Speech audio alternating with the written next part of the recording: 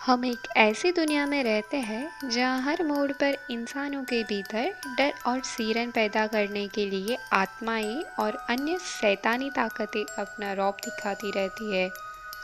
अब आप भले ही इस तथ्य पर यकीन ना करें, लेकिन आपकी हर हरकत, हर कदम पर बुरी व अच्छी आत्माओं की नज़र रहती है। यह आत्माएं आपको एक पल के लिए भी तन्हा नहीं छोड़ती। हाँ, कई बार भीड़-भाड़ से बचते हुए वह आपको अकेलेपन में ही अपने होने का एहसास करवाती है। ऐसी ही एक घटना से हम आज आपको रूबरू करवाने जा रहे हैं, जो कोई कहानी नहीं बल्कि एक आम इंसान के साथ घटित एक खौफनाक घटना है। नमस्कार, मैं हूँ वैशाली, आपकी दोस्त, और आपके सामने आज मैं अपनी आवाज़ के साथ एक कहानी लेकर आई हूँ। तो आइए बिना देर किए देखते हैं आज की कहानी। आज से कुछ 5-10 साल पुरानी बात है। अशोक नाम का एक व्यक्ति, जिसका गांव पूर्वी उत्तर प्रदेश के बीच कस्बा इलाके में था। वैसे तो वो दिल्ली में नौकरी करता था, लेकिन घर आए हुए काफ़ी समय हो चुका था, इसीलिए वह छुट्टी लेकर घर आया हुआ था। यह इलाका बेहद सुनसान और घनी झाड़ियों के बीच से बसा हुआ था, और इन घनी झाड़ियों के बीच शाम के समय अक्सर सन्नाटा पसरा रहता था। अशोक के बचपन से ही छत पर सोने की आदत थी, और बड़े होने के बाद जब भी वह गांव जाता था तो अपने घर की खुली छत पर ही सोता था। लेकिन एक रात छत पर सोना ही उसके लिए महंगा साबित हुआ, क्योंकि यह वो रात थी जब उसका सामना एक ऐसे साए से हुआ जो उसे नुकसान पहुंचाने के उद्देश्य से तो उसके पास आया, लेकिन अशोक की सूझबूझ की वजह से वह उसका पाल भी बांका नहीं कर सका। रात का करीब 1 बजा था कि अचानक किसी आवाज़ ने अशोक की नींद खोल दी।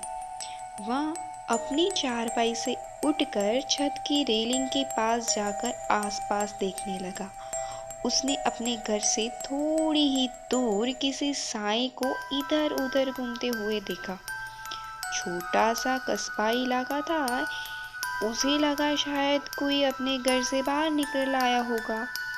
वह वापस जाकर चारपाई पर लेट गया।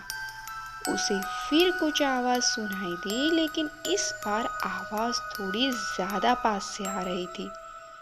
वह फिर उठा और छत के नीचे देखने लगा।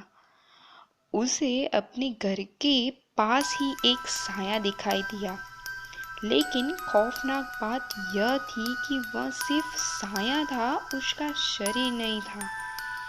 इतने में उसे सीढ़ियों पर किसी के बहुत से तेज से चढ़ने की आवाज़ सुनाई दी। 1 मिनट से भी कम समय में वह साया उसकी नज़रों के सामने खड़ा था। उसकी शक्ल, हाथ पैर कुछ भी नहीं था। अगर कुछ था तो सिर्फ एक सफ़ेद साया, जो धीरे धीरे अशोक की तरफ बढ़ता जा रहा था। कहते हैं ना कि बुराई को काटने के लिए अच्छाई का ही सहारा लिया जाता है। इसीलिए उस साए से खुद को बचाने के लिए उस समय अशोक ने गायत्री मंत्र का जाप करना शुरू कर दिया। वह लगातार 5 मिनट तक यह जाप करता रहा, और वह साया उसके पास आता रहा। अचानक ही वह साया अंतर्ध्यान हो गया।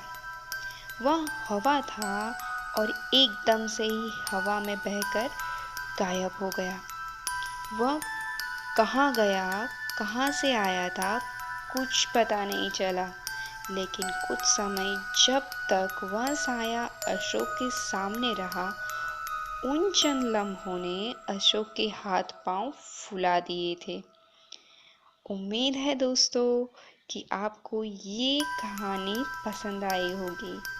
हम कोशिश करेंगे कि आगे भी ऐसी कहानियाँ लाते रहे। मिलते हैं अगले वीडियो में, तब तक के लिए bye bye, take care and be safe.